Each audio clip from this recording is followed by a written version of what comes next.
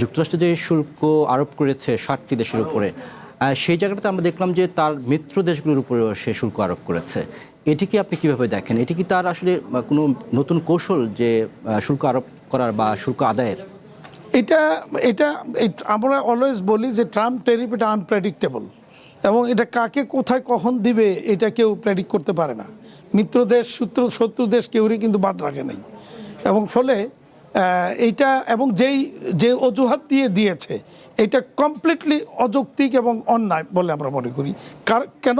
প্রথমত হলো দেখেন, তারা জাতিসংঘের যে বিধান, এই বিধান লঙ্ঘন করেছে, যে এইভাবে কোনো দেশের উপর এইভাবে ট্যারিফ ইম্পোজ করতে পারে না জাতিসংঘের বিধান অনুযায়ী। দ্বিতীয়ত হলো যে 301 ধারায় যে অজুহাতের কে কেন্দ্র করে তারা এটা দিতে চাচ্ছে যে ফোর্স লেবার, বাট বাংলাদেশে ফোর্স লেবার আছে এটা বলেনি। দুইটা হইতে পারে, একটা হলো কোনো দেশে ফোর্স লেবার আছে সেই দেশের উপর এটা হইতে পারে, অথবা তারা যেটা বলতেছে যে আমাদের এখানে ফোর্স লেবার নাই কিন্তু আমরা যেখান থেকে র মেটেরিয়াল প্রকিউর করি সেখানে ফোর্স লেবার আছে। তো সেখানে যে ফোর্স লেবার আছে এই কথাটা তারা যদি জেনেই থাকে তাহলে এটা কি তারা আগে আমাদেরকে নোটিফাই করেছে, জানিয়েছে? বা তারা কি এটার যে মূল দেখভালের দায়িত্ব হচ্ছে আইএলওকে কি তারা জানিয়েছে? সেটা করেনি। আবার আমাদেরকেও কিন্তু নোটিশ দেয়নি।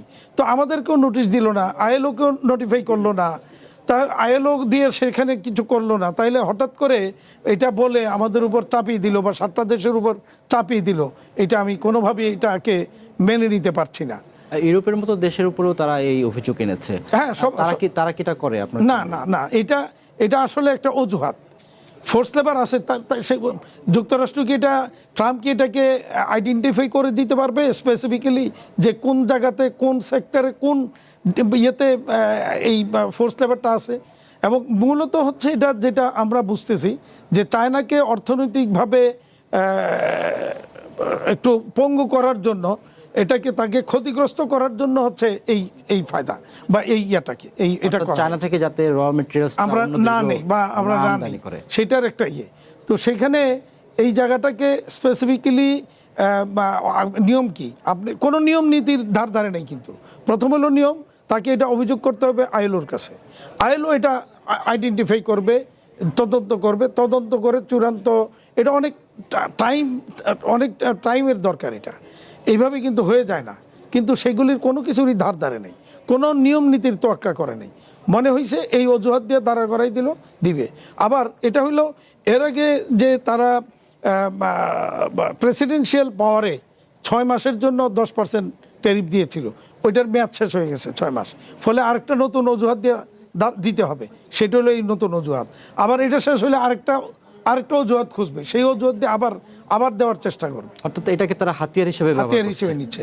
কিন্তু আলটিমেটলি এতে কিন্তু ইউএসের কাস্টমাররাও কিন্তু, সাধারণ জনগণও কিন্তু এতে ক্ষতিগ্রস্ত। কারণ তাদেরকে কিন্তু এটা এখন এই পণ্যগুলি, মানে এই সমস্ত পণ্যগুলি এখন বেশি দাম দিয়ে কিনতে হবে, মূল্যস্ফীতি ওখানে বেড়ে গেছে বা যাবে। তো এই পরিস্থিতিতে ইউএসের জনগণও কিন্তু এটা নিয়ে খুব ক্ষুব্ধ প্রতিক্রিয়া ব্যক্ত করেছে। আপনারা পত্রপত্রিকার রিপোর্টে দেখেছেন, সেখানে কংগ্রেসম্যানরা ক্ষুব্ধ প্রতিক্রিয়া ব্যক্ত করেছে। আলটিমেটলি ট্রাম্প এগুলির কারোই কোনো কিছুরই ধারে না, পাত্তা দিচ্ছে না।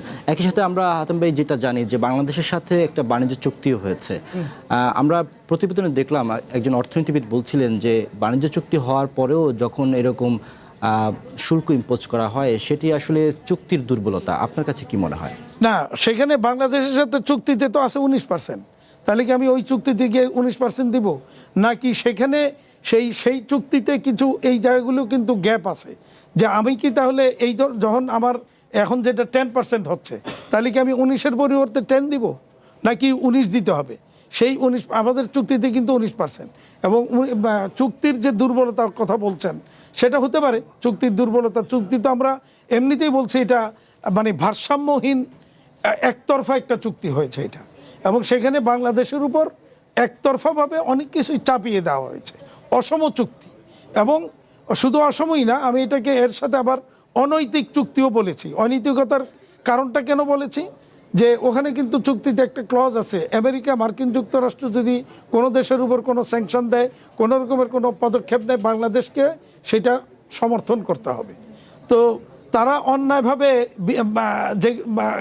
যে সমস্ত কাজগুলি করছে, যেমন ধরেন ইরানের উপর আক্রমণ করেছে বা ফিলিস্তিনের উপর যেগুলি হচ্ছে, আবার ওই ভেনেজুয়েলা থেকে রাষ্ট্রপতিকে উঠিয়ে নিয়ে তাদের দেশে জেলে ঢুকিয়ে নিছে, তো এই সমস্ত জিনিসগুলিও কি আমাদের সমর্থন করতে হবে? তো এটা তো অনৈতিক, সেই জন্য আমি বলছি এটা অনৈতিক বটে।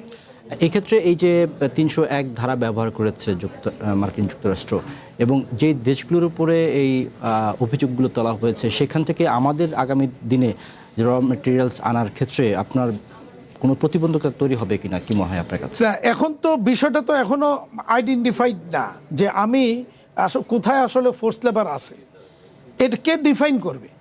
ইউরোপ আরে আমেরিকা যদি, ট্রাম্প যদি মনে করে সে ডিফাইন করবে, তাহলে তো সেটার একটা পন্থা আছে, তাকে এটা আইএলওকে নোটিফাই করতে হবে।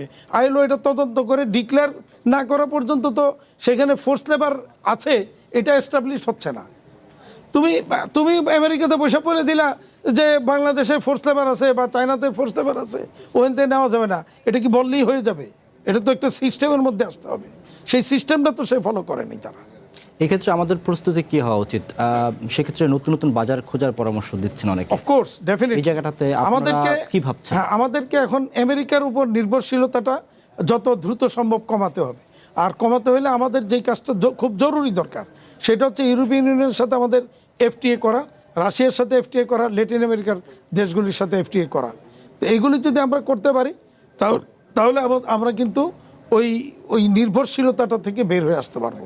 এবং একই সাথে যেটা আমি মনে করি যে এশিয়ার মার্কেটটা অনেক বড় মার্কেট হতে পারে, বিশেষ করে চায়না, সেই মার্কেটটাতে যাতে আমরা ইজিলি যেতে পারি সেই ধরনের উদ্যোগ নেওয়া, পদক্ষেপ নেওয়া, পাশাপাশি চায়নার সাথেও ওই এফটিএ করুক বা যে কোনো একটা কিছু করার ব্যবস্থা নেওয়া।